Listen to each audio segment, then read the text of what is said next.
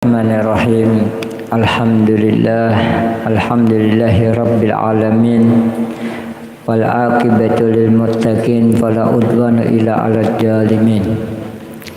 Wassalatu wassalamu ala asyrafil anbiya wal mursalin nabiyina wa habibina Muhammadin arsalahullahu rahmatan lil alamin wa ala alihi wa azwajihi taqirati ummahatil mu'minin wa ala alihi tayyibin wa ashabil ghurril mayamin wa man tabi'ahum bi ihsani ila yaumiddin, amma ba'd. Yang sama-sama kita muliakan dan kita hormati para habaib, para asatid, guru-guru agama, dan kita memohonkan kepada Allah Subhanahu wa taala semoga para habaib kita dan para asatid kita senantiasa diberikan umur yang panjang, disehatkan badan, dimurahkan rezeki, dimudahkan segala urusan-urusannya, dikabulkan segala hajat-hajatnya, dan dijauhkan daripada mara bahaya, bala, wabah, dan bencana. Amin. Segala puji dan puji syukur kita haturkan kehadirat Allah Subhanahu wa taala yang telah mana dengan hidayah, taufik dan inayahnya kepada kita semua sehingga kita kembali dikumpulkan di majelis ta'lim wa zikir Kamarul Muhibbin. Mudah-mudahan dengan perkumpulan kita pada malam hari ini mengundang maghfirah daripada Allah Subhanahu wa taala, rahmat dan keberkahan kepada kita semua, dan kita memohon kepada Allah Subhanahu wa taala dengan sebab perkumpulan kita pada malam hari ini senantiasa diluaskan rezeki, dimudahkan segala urusan-urusan kita, dikabulkan segala hajat-hajat kita, dijauhkan daripada mara bahaya, bala, wabah dan bencana, dan dimatikan dalam keadaan husnul khatimah. Amin amin ya rabbal alamin. Salawat dan salam tak lupa pula kita haturkan kepada junjungan kita Nabi besar Muhammad sallallahu alaihi wasallam beserta keluarga, zuriat, sahabat dan pengikut ila yaumil qiyamah. Melanjutkan pembacaan kitab ta'lim yang dikarang oleh Syekh Jarnuji rahimahullah taala wa nafa'ana bi ulumi fid darin. Amin.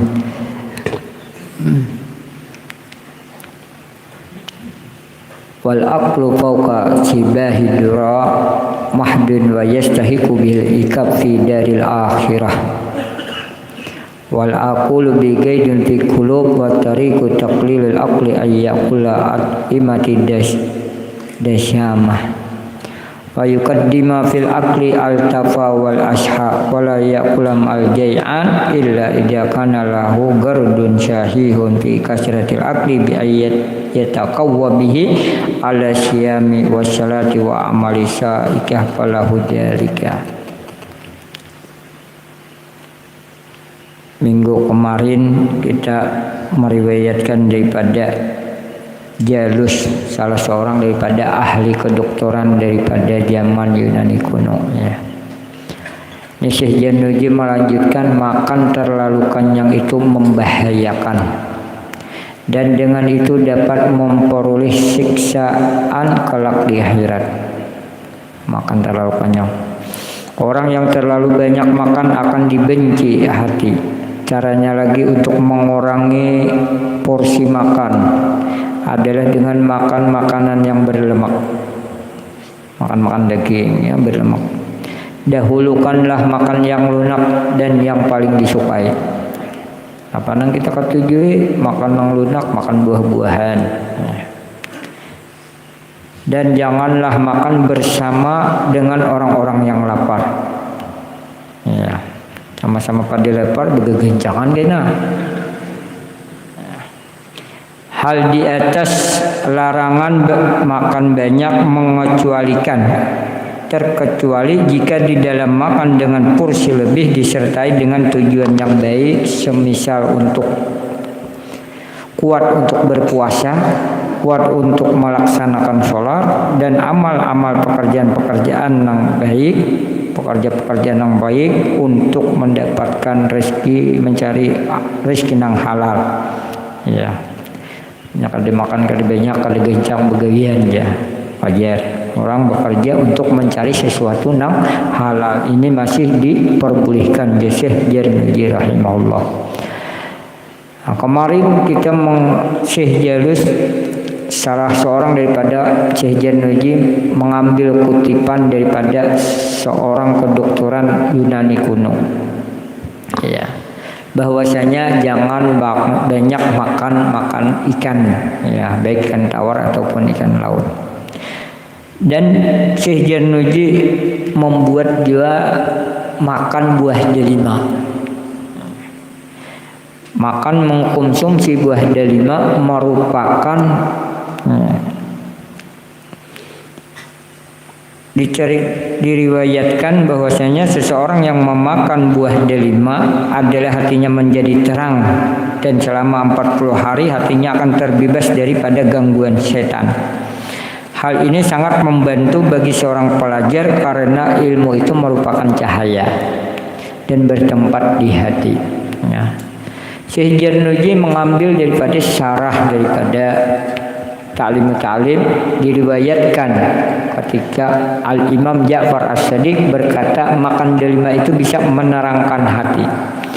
Dan sahabat Ibnu Abbas berkata, saya tidak pernah memakan atau membuka delima sama sekali terkecuali saya melihat surga dari delima itu. Maksudnya oleh sahabat Ibnu Abbas, Abdullah Ibnu Abbas berkata, kakaknya kadeda di dalam buah delima itu ada manfaat buat hati. Sidin kada memakan buah delima, tapi Sidin melihat di dalamnya ada mengandung cahaya syir. Dan ketika seseorang mengamalkan daripada buah delima, maka itu cahayanya menjadi terang selama 40 hari. Dalam hadis diriwayatkan tidak ada sebiji delima yang berada di dalam perutnya seseorang laki-laki terkecuali biji tadi akan menerangkan hatinya dan hatinya akan bebas dari gangguan setan selama 40 hari. Dalam hadis diterangkan lagi. Sahabat Ibnu Mas'ud berkata, ilmu itu bukan dengan banyak periwayatan, karena sesungguhnya ilmu itu cahaya dan memancar di dalam hati. Ya, cahaya yang memancar dalam hati. Di dalam kitab Ihya disebutkan Nabi SAW bersabda, malaikat tidak memasuki rumah yang di situ terdapat seekor anjing. Ya, kemarin sudah. Dan merupakan hadis yang disepakati muttafaq alaih, perawinya sahabat, di mana malaikat bertempat dan pula menjadi tempat berlandasnya dampak atau pengaruh mereka serta menjadi singgasana mereka. Sedangkan sifat yang jelek semisal marah, syahwat, dengki, hasud, sombong, ujub, pamer dan saudara-saudaranya itu merupakan anjing yang menggonggong. Jadi apabila di dalam hati terdapat sifat-sifat yang gairu mahmud, selain sifat-sifat yang terpuji, itu bagaikan gonggongan anjing. Jadi apabila di dalam hati seseorang itu terdapat sifat yang jelek, sifat-sifat yang kita sebutkan tadi, maka malaikat tidak akan mau singgah di dalam hati tersebut. Tidak akan singgah di dalam hati orang tersebut. Ya. Jadi bisa-bisa kita aja lagi hendak memperdalam ilmu agama, hendak memperlancar, memberikan nasihat kepada saudara kita, anak-anak kita, bahwasanya begitu pentingnya, begitu berpengaruhnya ketika seseorang makan. Ya, seseorang makan itu mempengaruhi daripada ibadahnya. Makan terlalu banyak, ibadahnya jadi malas. Jadi Rasulullah bersabda bahwasanya jangan makan terlalu kenyang, berhenti kamu sebelum kenyang dan makanlah ketika kamu lapar. Para ulama menjelaskan boleh saja banyak makan. Kada ada salahnya apabila banyak makan itu mengandung manfaat, mengandung faedah ketika hendak kuat beribadah. Hendak sholat malam 1000 rakaat, mau makan banyak, ayo. Makan banyak sahur, ketika makan sahur esok hendak berpuasa, boleh saja, ya boleh. Tapi kalau orang dalam menuntut ilmu, ya ketika masa-masa masih muda, ketika seseorang itu masih dalam landasan seorang talabul ilim, seorang pelajar, maka mereka mengutamakan daripada belajar daripada ibadah dulu. Nuntut ilmu dulu, hajar beribadah. Karena ibadah tanpa ilmu tidak akan diterima oleh Allah Subhanahu wa taala. Dan begitu pula begitu pentingnya ketika seseorang beristirahat. Ada istirahat, ada jam guring, ada refreshing atau kita tuh menghilangkan lelah, bertamasya, berlibur, wajar. Karena otak seseorang itu perlu istirahat. Jangan terlalu dipaksakan. Ketika otak atau kita sedang lelah, kita bawa berlibur. Kita bawa bertamasya. Mendengarkan musik boleh, musiknya pun musik yang diperbolehkan oleh agama, misalnya syariat. Jangan dangdut koplo, ya, itu bukannya menambah dosa. Akhirnya dalam syariat ini yaitu dengan syair-syair memuji kepada baginda Nabi Sallallahu Alaihi Wasallam. Ya. Bahkan para ulama, para habaib itu menegaskan ketika seseorang memerlukan lelah, perlu hiburan, perlu bertamasya.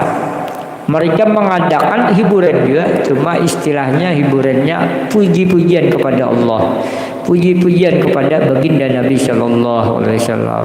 Baik lewat hadrah, macam-macam, ada hadrah segap, hadrah hafsi, atau yang lebih kenal dan hadrah al-Banjari ini yaitu maulid hafsi. Hadrah-hadrah syair-syairan puji-pujian. Ada lagi yang dinamakan hajir marawis. Ya, hajir marawis mereka bermunajat tapi dalam keadaan berlibur. Istilahnya menghibur diri. Dan disuruh pulang guring. Ya, guringnya jangan pun terlalu banyak. Sehari semalaman guring kan baik juga.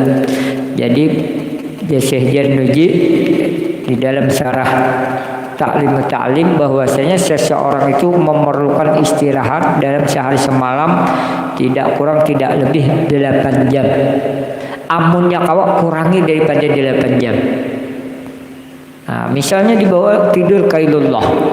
Kita tuh biasanya apabila lelah, apabila lapah bagawian, lapah menghafal misalnya bagi pelajar, apalagi orang yang lapah bagawian, bawa aja guring siang.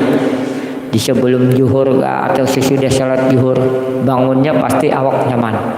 Ini sudah dijelaskan. Dan sehari semalam itu kada lebih kada kurang daripada 8 jam. 10 jam terlalu. Ya, karena semasa itu lebih baik ya, para ulama cukup seseorang itu tidur sehari semalam 8 jam. Amunnya kawak kurangi lagi. Kurangi daripada 8 jam. Nah, terus kita melanjutkan daripada pembacaan pasal nang ke-6. Faslun fi bidayati sabqi wa qadri wa tartibihi. Pasal permulaan belajar, ukuran belajar dan tata tertibnya. Karena al-Ustaz Syekhul Islam Burhanuddin yuqifu fi bidayati sabqi ala yaumil arba. Wa kana yarwi fi dzalikal hadisan fayastabdilu bihi wa yaqulu qala Rasulullah sallallahu alaihi wasallam ma min syai'in budi'a fi yaumil arba illa wa qad tamma. Wa hakaja kana yaf'alu Abu Hanifah wa kana yarwi hadzal hadis an ustadi Syekh Imam Ajal Kiwam Ad-Din Ahmad bin Abdul Rasyid. Wa sami'tu mimman asiku bihi anna Syekh Aba Yusuf Al-Hamdani kana yuqifu kullu amalin min a'malil khair ala yaumil arba. Wa hajja li anna yaumil arba yaumu khulika fihi nur wa hum yaumu nakhisu fi haqqil kuffar fa yakunu mubarakan lil mu'minin. Guru kita Syekhul Islam Burhanuddin dalam kegiatan belajar mengajarnya biasanya beliau memulai pada hari Rabu. Ada apa dengan hari Rabu? Jadi dalam hal ini beliau meriwayatkan sebuah hadis sebagai dasarnya dan bersabda Rasulullah sallallahu alaihi wasallam, tiada lain segala sesuatu yang dimulai pada hari Rabu kecuali akan benar-benar menjadi sempurna. Jadi baik pekerjaan apapun, buka toko kah, amalnya kawa mulai hari Rabu. Hendak berdagang mulai hari Rabu. Ya. Jadi Rasulullah bersabda tiada lain segala sesuatu yang dimulai pada hari Rabu kecuali akan benar-benar menjadi sempurna. Syekh Yusuf aja memulai belajaran sidin membuka pengajian misalnya mulai hari Rabu. Ya. Rabu, malam Selasa, malam Rabu sama. Pokoknya hari Rabu mulai daripada siang hari Rabu. Dan seperti itu pula Imam Abu Hanifah melakukannya. Mengenai hadis di atas beliau juga diriwayatkan dari guru beliau Syekhul Islam Al-Ajal Qawamuddin Ahmad bin Abdul Rashid. Saya mendengar dari orang yang aku percaya bahwa Syekh Abu Yusuf Al-Hamdani juga menempatkan semua perbuatan bagus pada hari Rabu. Apa hajib yang hendak gawe mulai dari hari Rabu. Hendak turun ke pahuman mulai hari Rabu. Nak bahuma kan mi parai bahuma karena menghadang hujan mulai hari Rabu insyaallah, karena sabdanya baginda Nabi sallallahu alaihi wasallam, apabila sesuatu dimulai dengan hari Rabu maka sesuatu itu akan menjadi sempurna, benar-benar sempurna. Demikianlah karena hari Rabu itu hari diciptakannya cahaya, dan hari itu pula merupakan hari sial, hari yang tidak diberkahi bagi orang kafir, yang berarti bagi orang mukmin merupakan hari berkah. Jadi banyak istilah ketika sesuatu ya sebagaimana para salafun saleh mengajarkan arba mustamir. Apa tuh bulan apa hari Rabu bulan Rajab kan itu? Yalah. So bulan Safar. Arba mustamir. Mana mereka meyakini kebanyakan orang-orang jahiliyah, ya orang-orang dahulu meyakini bahwasanya hari Rabu itu Rabu bulan Safar itu diturunkan bala, beribu-ribu bala. Ya. Tapi banyak salafun salih mengajarkan kepada kita, mereka ketika hari Rabu Musamir, Rabu terakhir di bulan Safar, mereka bahkan bertamasya. Di antaranya Al-Habib Jain bin Smith, Habib Umar, itu mereka ketika Arba Mustamir itu pergi misalnya kemana tempat tamasya, pantai, ke pantai, cuma bukan pergi bertamasya sebagaimana orang-orang tamasya mandi, mereka bawa kitab belajar kita mengkaji sesuatu, cuman dengan cara seakan-akan kada beranggapan bahwasanya pada saat itu turun bala. Mengajarkan kepada kita jangan kita sekali-kali percaya bahwasanya Arba Mustamir itu turunnya bala. Kita boleh bubur deh, sama aja beramian makan bubur. Makan bubur Asyura kan bubur Mustamir kan dong. Bubur deh. Jadi begitu pula ketika kami mondok di Pasuruan, itu pergi bertamasya, pergi beramian, cuma bawa kitab, membaca kitab, baca. Setelah itu mandian, itu ada di tempat pemandian namanya Umbulan. Umbulan itu pian kayak kolam renang tapi airnya keluar seorang sumber mata air.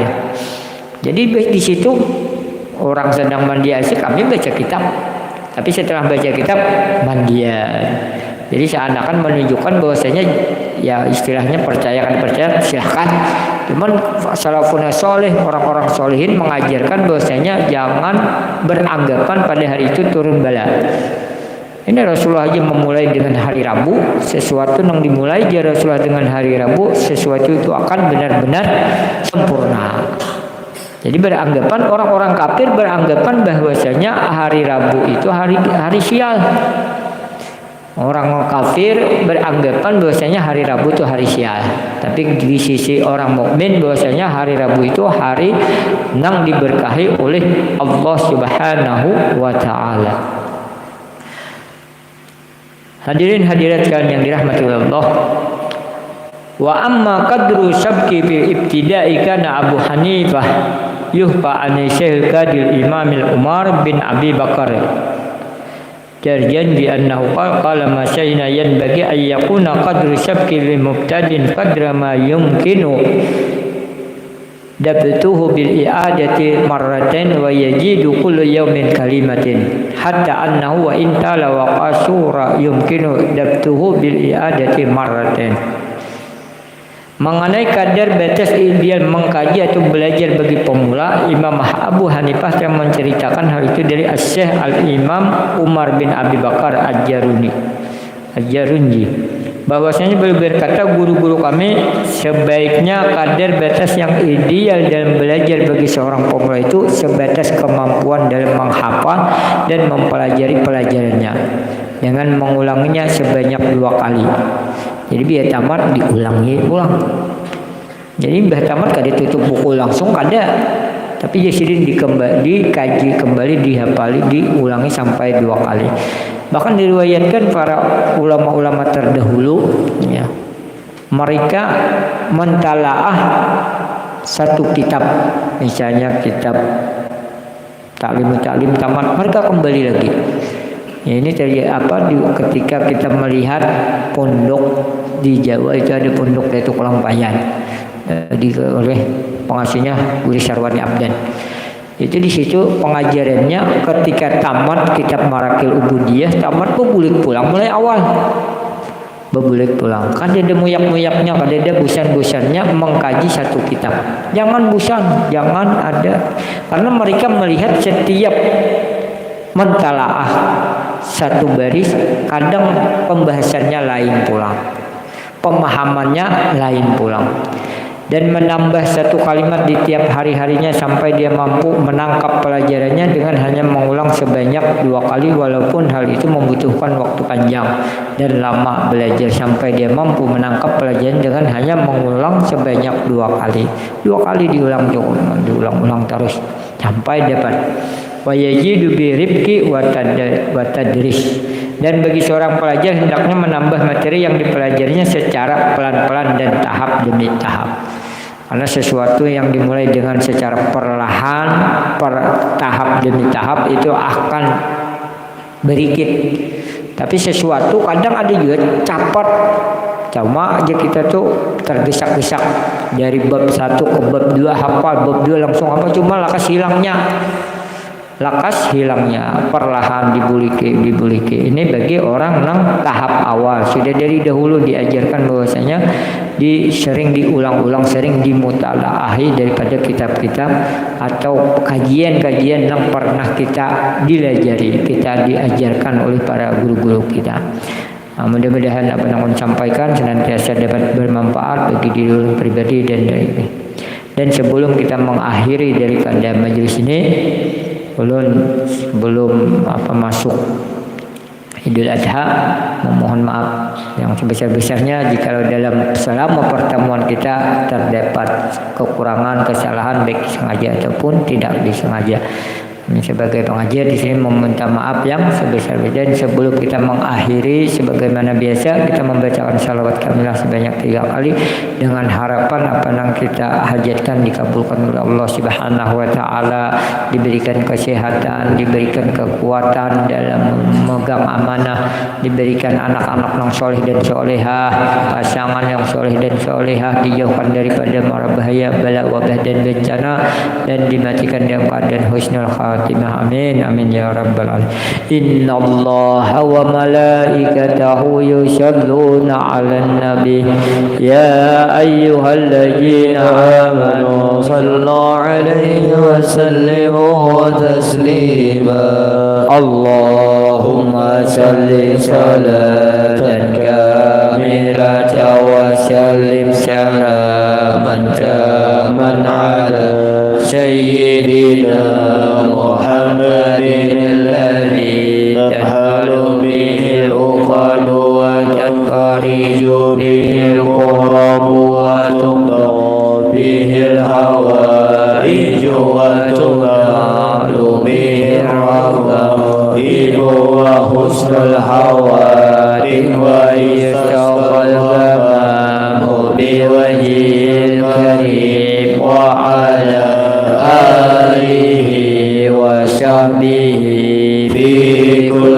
لمحة ونفس بعدد كل معلوم لك اللهم صل صلاة كاملة وسلم سلاما تاما على سيدنا محمد الذي تنحل به العقد وتنفرج به الكرب وتقضى به الحوائج وتنال به الرغائب وحسن الخواتم ويستسقى الغمام بوجه الكريم وعلى آله وصحبه في كل لمحة ونفس بعدد كل معلوم ثم صل صلاة كاملة وسلم سلاما تاما على سيدنا محمد الذي تنحل به العقد وتنفرج به الكرب وتقضى به الحوائج وتنال به الرغائب وحسن الخواتم ويشتاق الغمام بوجه الكريم وعلى آله وصحبه في كل لمحة ونفس بعدد كل معلوم لك الفاتحة. أعوذ بالله من الشيطان الرجيم. بسم الله الرحمن الرحيم. الحمد لله رب العالمين الرحمن الرحيم إياك نعبد وإياك نستعين اهدنا الصراط المستقيم صراط الذين أنعمت عليهم فيا أيها الراجون منه شفاعة صلوا عليه وسلموا تسليما اللهم صل وسلم وبارك عليه وعلى